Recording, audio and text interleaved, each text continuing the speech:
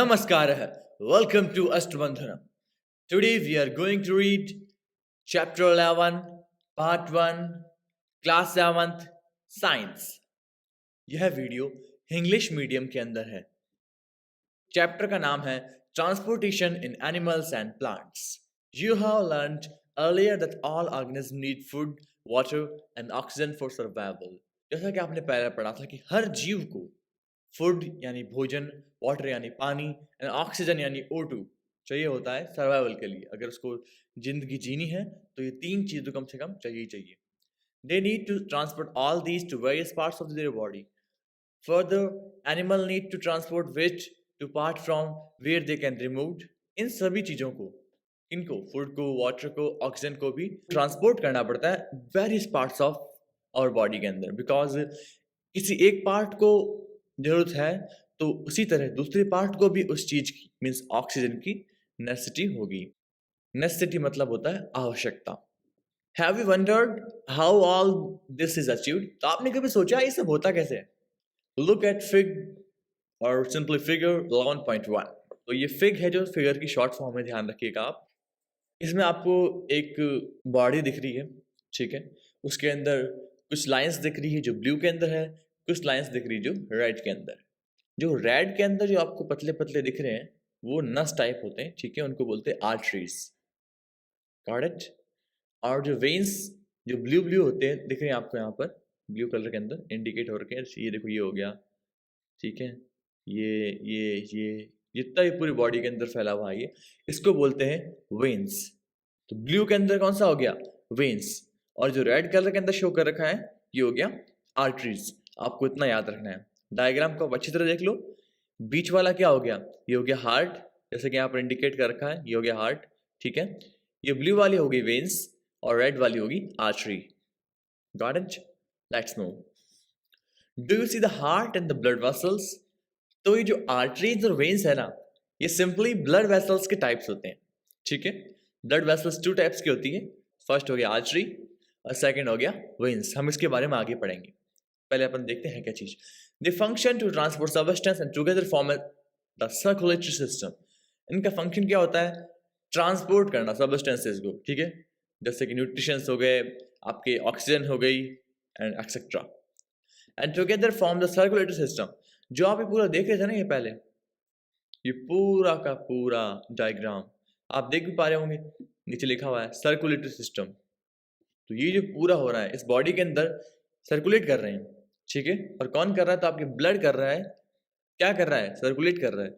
इसलिए इस पूरे सिस्टम को नाम दिया गया है circulatory system. In this chapter you shall learn about transport of substance in animals and plants. इसके अंदर आप ट्रांसपोर्ट कैसे होता है सबस्टेंसेस का एनिमल्स में और प्लांट्स में. वैसे चैप्टर बहुत अच्छा है क्योंकि अगर आप देखो तो आप जानोगे अपने शरीर के बारे में कि आपका शरीर ट्रांसपोर्ट कैसे करता है.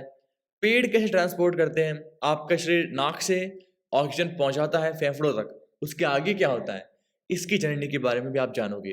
ब्लड क्या होता है, ब्लड का फंक्शन क्या होता है, बहुत सारी चीजें हैं. तो देखते हैं क्या है सर्कुलेटरी सिस्टम.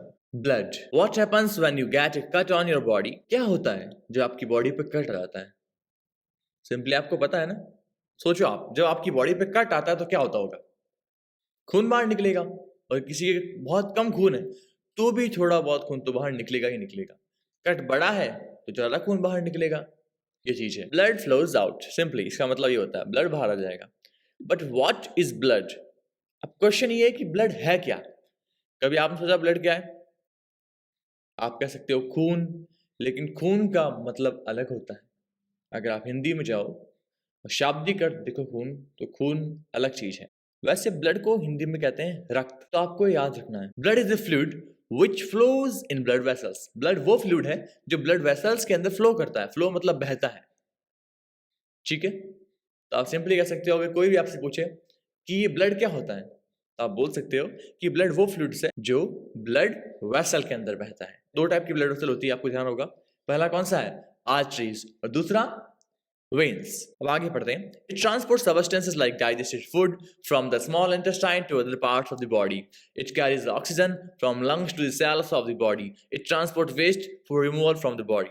तो पहला काम इसका हो गया कि स्मॉल इंटेस्टाइन में आपके पचा हुआ खाना आता है, ठीक है। स्मॉल इंटेस्टाइन के अंदर एक होता है पार्ट जिसको बोलते हैं माइक्रोविलाई, वो ऑब्जर्व करता है और वो माइक्रोविलाई ऑब्जर्व करके ब्लड को देता है। वही ब्लड पूरे बॉडी में सर्कुलेट होता है और बॉडी के हर पार्ट को न्यूट्रिशन प्रोवाइड करता है। तो पहला तो काम ये हो गया ब्लड का। दूसरा हो गया कि ट्रांसपोर्ट ऑक्सीजन। तो आप नाक से ऑक्सीजन अंदर लेते हो, वो लंग्स में जाती है और लंग्स का जो आखिरी पार्ट होता है एल्वियोलाई, ठीक है, वो आपके सीधा ब्लड वेसल के अंदर ऑक्सीजन को ट्रांसपोर्ट करता है और वहां से आपकी पूरी बॉडी के अंदर ऑक्सीजन सर्कुलेट होती है, ध्यान रखना। और अगला है कि ये वेस्ट भी ट्रांसपोर्ट करता है। कैसे? मान लो CO2 है, तो CO2 को बाहर कौन लेके आता है? ब्लड ही। ब्लड किसी सेल के पास गया, ठीक है, सेल ने CO2 बाहर दी, ऑक्सीजन अंदर ले ली, CO2 एक एक मॉलिक्यूल मिल के बहुत सारे मॉलिक्यूल आपकी बॉडी से रिलीज हुए और आखिरकार वो आपके फेफड़ों से होते हुए और नाक से होते हुए बाहर निकल गए। ये चीज है। जैसे ऑक्सीजन अंदर आती है, एग्जैक्टली सेम मेथड से कार्बन डाइऑक्साइड बाहर जाती है। How does the blood carry various substance? Question ये है कि ब्लड अलग अलग सब्सटेंस कैरी कैसे कर जाता है। Blood is composed of a fluid called plasma in which different types of cell are suspended.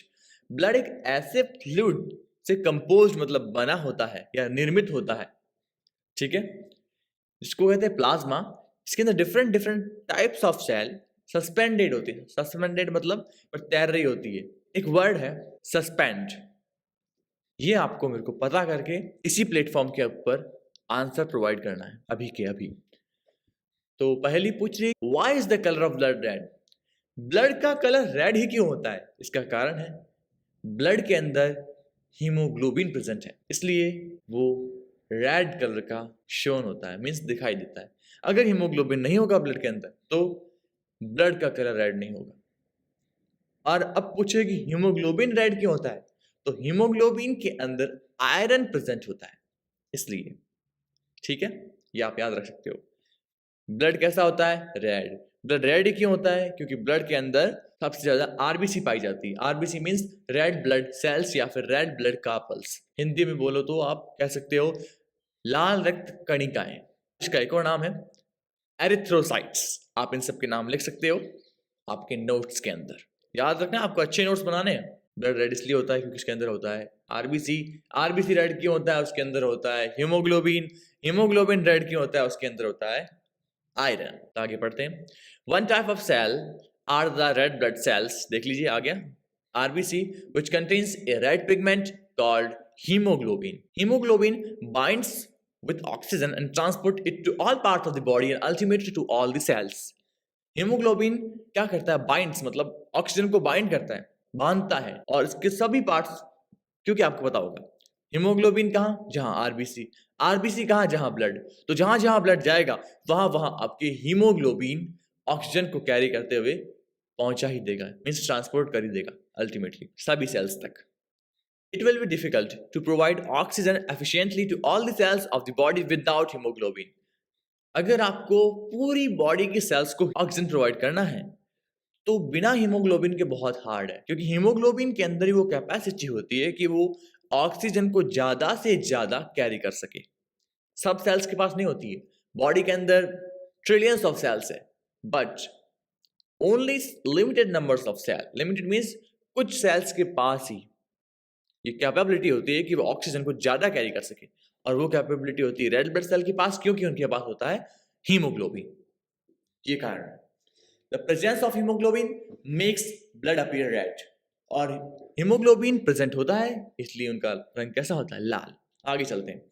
The blood also has white blood cells, white blood carpals, श्वेत रक्त कणिकाएं, या फिर इनका एक और नाम होता है, उनका नाम होता है शोल्डर सेल्स, सैनिक कणिकाएं। शोल्डर सेल्स लिए क्योंकि यही आपके फाइट करती है जर्म्स के अगेंस्ट, बैक्टीरिया और वायरस के अगेंस्ट। कोई बीमारी होगी तो सबसे पहले ये व्हाइट ब्लड सेल्स ही जाती है उनसे फाइट करने के लिए, ध्यान रखना।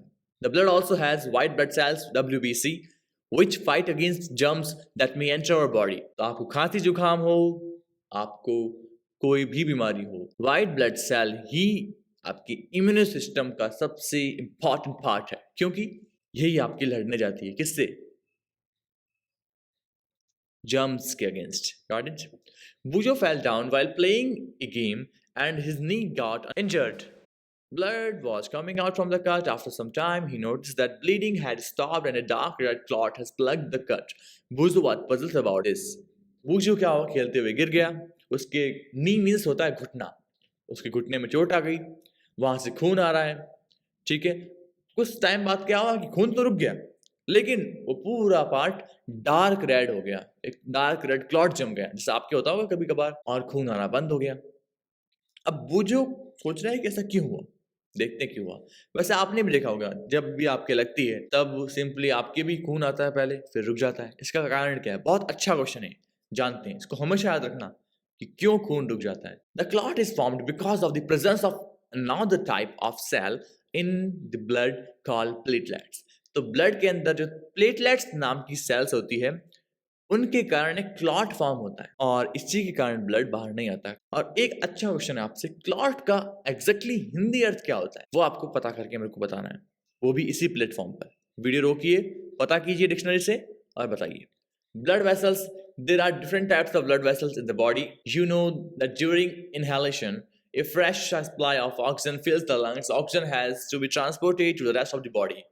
Also, the blood picks up the waste material, including carbon dioxide, from the cells. This blood has to go back to the heart for transport to the lungs for removal of carbon dioxide, as you have learned in chapter 10. So, two types of blood vessels, arteries and veins, are present in the body. यही आपकी important line है. अपनी human body के अंदर two types of veins होती है. ठीक है, मैंने आपको पहले बता दिया है. पहले का नाम हो गया आर्टरीज, दूसरे का नाम हो गया वेन्स. इनका प्रोनाउंसिएशन आपको ध्यान से सुनना है, arteries and veins. Got it? Let's no. तो पहले इस पैराग्राफ को जान लेते क्या है. जब भी आप इनहेलेशन मतलब होता है सांस लेते हो, तब सांस लेते हो तो आपको आपकी बॉडी में एक फ्रेश सप्लाई ऑफ ऑक्सीजन जाती है, जो आपके लंग्स को फिल अप कर देती है, मतलब भर देती है. तो वो ऑक्सीजन आपकी बॉडी में ट्रांसपोर्ट होगी. तो उस ऑक्सीजन को, उस फ्रेश ऑक्सीजन को जो ट्रांसपोर्ट करेगा, वो वेसल्स कहलाएंगे arteries. And when you talk about the another type, कि वो वेसल्स जो कार्बन डाइऑक्साइड को ट्रांसपोर्ट करेगी, वो कहलाएगी आपके वेन्स. सिंपल चीज है, आप आगे बता दूंगा वापस, आप एक बार इसको दिमाग में सेट कर लें. इसके बाद है कि ब्लड आपके वेस्ट मटेरियल लाता है, और उसके अंदर एक टाइप वेस्ट मटेरियल गैस के फॉर्म में भी होता है, जैसे आपको पता है कार्बन डाइऑक्साइड. और भी बहुत होते हैं, लेकिन आपकी बुक में एक ही है, इसलिए मैं आपको एक ही बता रहा हूँ. और बाहर से क्या लेती है बॉडी? ऑक्सीजन. और बॉडी के अंदर से क्या छोड़ती है? Gas, carbon dioxide. तो इनको लेके कौन आता है? सिंपली कार्बन डाइऑक्साइड को कौन लेके आएगा? वेन्स. ऑक्सीजन को बॉडी तक कौन लेके जाएगा? आर्टरीज. इसकी एक ट्रिक बताऊंगा आपको, लेकिन पहले देखते हैं आगे. ध्यान से सुनना.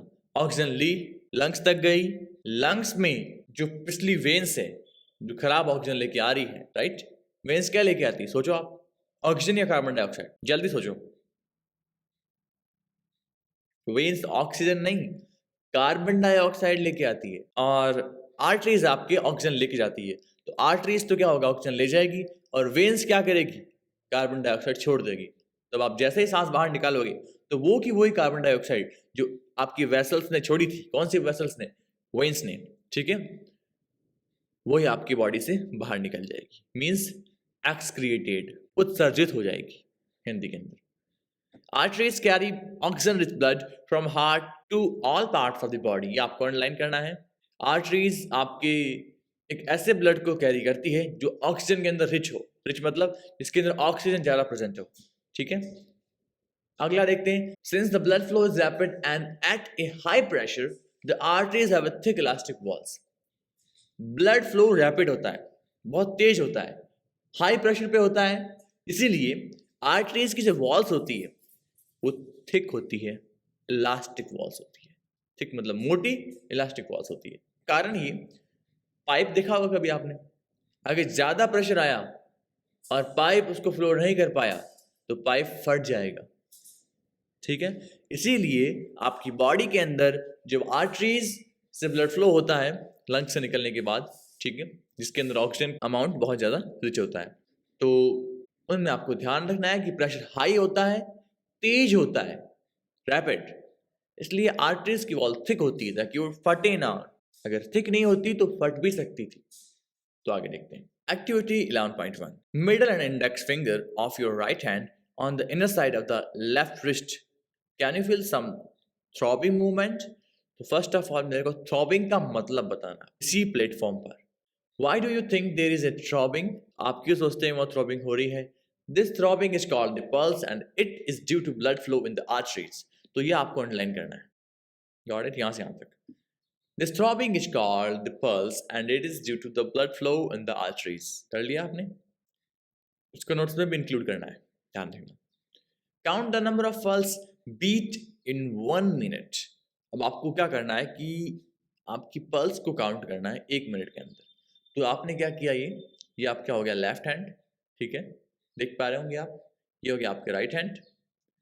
अब आपको लेफ्ट हैंड के अंदर जो ये पार्ट होता है इस जगह, देखिए आपको इस जगह यहाँ पर आपको अंगुली रख के महसूस करना है, फील करना है कि कितनी पल्स आपकी है। तो देखते हैं, पहले आप फटाफट काउंट कीजिए 1 मिनट के अंदर, ध्यान रखना। पॉज कर लीजिए वीडियो को और काउंट कीजिए। हो सकता है आपने काउंट कर लिया होगा। The number of beats per minute is called the pulse rate. ये भी बहुत इंपॉर्टेंट पॉइंट है। 1 मिनट में जितने नंबर ऑफ बीट्स हैपन हुए हैं उसी को कहते हैं pulse rate. Got it? A resting person, एक ऐसा आदमी जो आराम से बैठा हो, शिथिल पर्सन, ओके, जो भाग दौड़ ना रहा हो, usually has a pulse rate between 72 to 80 beats per minute. Means 72 से 80 बीट्स होगी 1 मिनट के अंदर, ठीक है।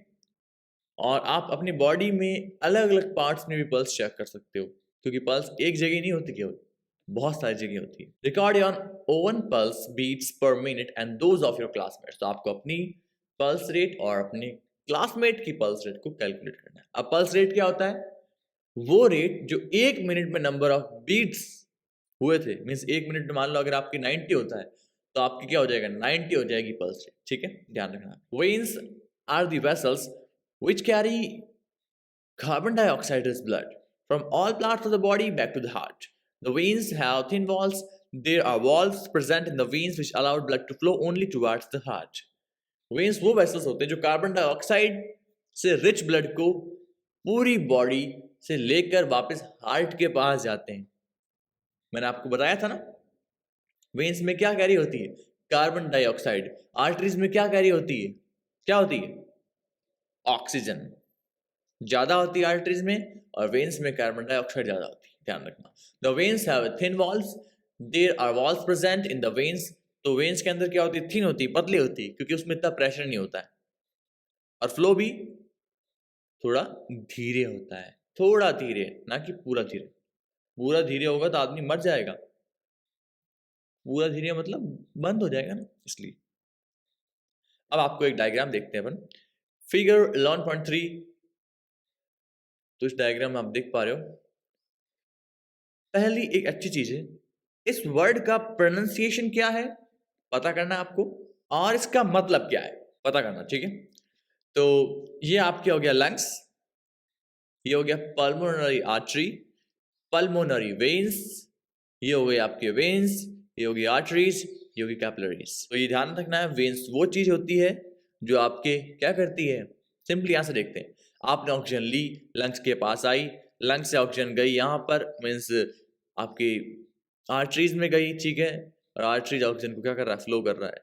फिर यहाँ से पूरी बॉडी सर्कुलेट होती होती कैपिलरीज में से निकल गई, ठीक है, मीन्स फिल्टर हो गई, और उसके बाद ये वापस ऊपर गई, किसके फॉर्म में, वेन्स के अंदर गई। ये वेन्स से पूरी, यहाँ से लेकर पूरी की पूरी वेन्स, ठीक है। तो वेन्स में से गई, और वेन्स में इस टाइम क्या होगा, कार्बन डाइऑक्साइड का अमाउंट ज्यादा होगा, जबकि आर्टरीज में क्या होता है, ऑक्सीजन का अमाउंट ज्यादा होता है। ये आपको याद रखना है। ब्लड डोनेशन, आगे देखते हैं। ब्लड डोनेशन क्या होता है? Hundreds of person died due to the unavailability of blood. Voluntary blood donation is harmless and painless and can save precious lives. Blood can be donated at hospital and other places authorized by the government. Donated blood are stored with a special care in blood banks. जैसे आपके पैसे होते हैं ना, उनको bank के अंदर donate करते हो या फिर आप उनको जमा कराते हो, राइट? वैसे के वैसे ब्लड को भी डोनेट करने के बाद जब जमा करते हैं जिन जगह पर, उसको कहते हैं ब्लड बैंक्स। तो ब्लड का भी एक बैंक होता है, जैसे मनी का एक बैंक होता है ना, वैसे के वैसे ही। तो आपको पता होगा बहुत सारे लोग मर जाते हैं ब्लड की कमी के कारण, इसलिए बहुत सारे कैंप्स ऑर्गेनाइज होते हैं जिनके अंदर आपको आप वॉलंटियर बन के जाओगे वहाँ पर, ठीक है, और ब्लड डोनेट करोगे। हर आदमी ब्लड डोनेट नहीं कर सकता है, उसको पहले कुछ चेकिंग करानी पड़ती है, उसकी एज 18 ईयर्स से ऊपर होनी चाहिए, ठीक है, उसके अंदर कोई HIV या ऐसी कोई संक्रामक बीमारी नहीं होनी चाहिए, ध्यान रखना, उसका कोई ऑपरेशन नहीं हुआ होना चाहिए पिछले 6 महीने में। तो ये कुछ चीज़ें हैं जो आपको याद रखनी है। बाकी भी कुछ चीज़ें होती है, लेकिन आपको मैंने बताइए, इनको हमेशा याद रखना जब भी आप ब्लड डोनेट करने जाओ। ब्लड डोनेट करना बहुत अच्छी चीज़ है, बट आप डोनेट कर रहे हो तो ध्यान रखें कि आपके पास भी पर्याप्त ब्लड मौजूद हो। पर्याप्त मीन्स आपके पास तो है ही नहीं, आपने डोनेट कर दिया। और वैसे आप ब्लड की रिकवरी कुछ ही हफ्तों के अंदर वापस कर सकते हो, कोई प्रॉब्लम वाली बात नहीं इसके अंदर। ऐसा नहीं कि अगर आपने 5 लीटर में से 2 लीटर ब्लड डोनेट कर दिया तो आपके पास जिंदगी भर 3 लीटर ही रहेगा, बिल्कुल नहीं। थोड़े टाइम बाद वापस वो 5 लीटर रिकवर हो जाएगा, मीन्स वापस ब्लड इतना जनरेट हो जाएगा कि 5 लीटर के अमाउंट को रीच कर सके। अब बूझो कंफ्यूज्ड है, वैसे ज़्यादातर बूझो कंफ्यूज रहता है, तो बूझो से saying I am confused, I have learned that an artery always carry oxygen rich blood. So इसमें आपने एक चीज़ देखी होगी, बहुत अच्छी चीज़ है। तो पहली कह रही है that the pulmonary arteries carry blood from heart, so it is called an artery, not a vein. It carries carbon dioxide rich blood to the lungs. Pulmonary veins carry oxygen rich blood from the lungs to the heart. एक थोड़ा confusing part आ गया आपके, ठीक है। आप देख पा रहे होंगे कि देखो, ये हार्ट हो गया, ये वेन्स हो गई। आपको ध्यान है ना, वेन्स क्या करती है, कार्बन डाइऑक्साइड रिच ब्लड को कैरी करती है, राइट। और आर्टरी क्या करती है, ऑक्सीजन रिच ब्लड को कैरी करती है। बट ध्यान रखना, अगर पल्मोनरी आर्टरी होगी तो वो उल्टा करेगी, सीधा सा। पल्मोनरी आर्टरी हुई तो अगर आप ऐसे सोचोगे कि आर्टरी होती तो क्या करती, ऑक्सीजन रिच ब्लड को कैरी करती। बट यहां पर क्या होगा कि ये पल्मोनरी आर्टरी है, इसलिए ये ऑक्सीजन रिच ब्लड को नहीं, कार्बन डाइऑक्साइड रिच ब्लड को कैरी करेगी, ध्यान रखना आप ये। और वैसा का वैसा ही सेम केस है पल्मोनरी वेन में। अगर आप वेन के हिसाब सोचो तो आप ये सोच रहे होंगे कि वेन है, इसका मतलब क्या करेगी, कार्बन डाइऑक्साइड रिच ब्लड को कैरी करेगी, बट ये उल्टा है, ये है पल्मोनरी वेन्स। इसलिए पल्मोनरी वेन के अंदर आपकी जो बॉडी है वो ऑक्सीजन रिच ब्लड को कैरी करेगी, केवल ये एक ही कंडीशन ऐसी है, ठीक है, जो आप ये देख पा रहे हो अपने सामने, पल्मोनरी आर्टरी और पल्मोनरी वेन।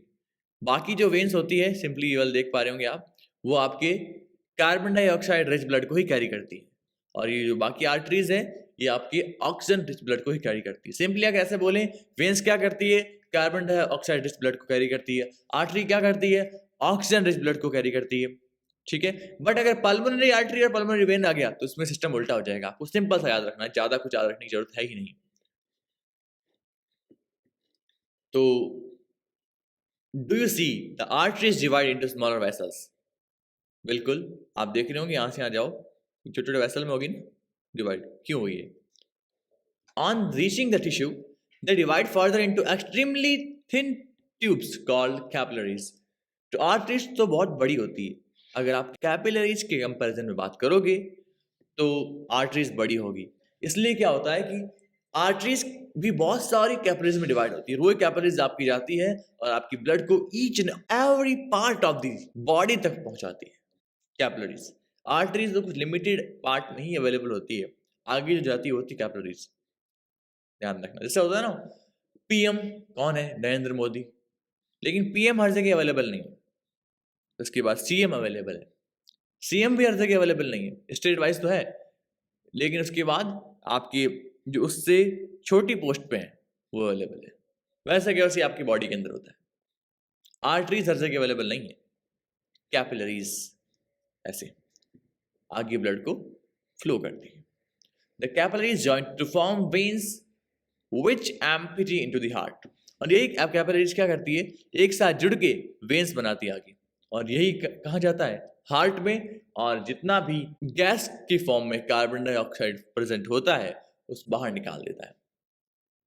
तो हार्ट हम कल पढ़ेंगे, तब तक के लिए जय हिंद, जय भारत। पुनर्दर्शनाय जय महाकाली।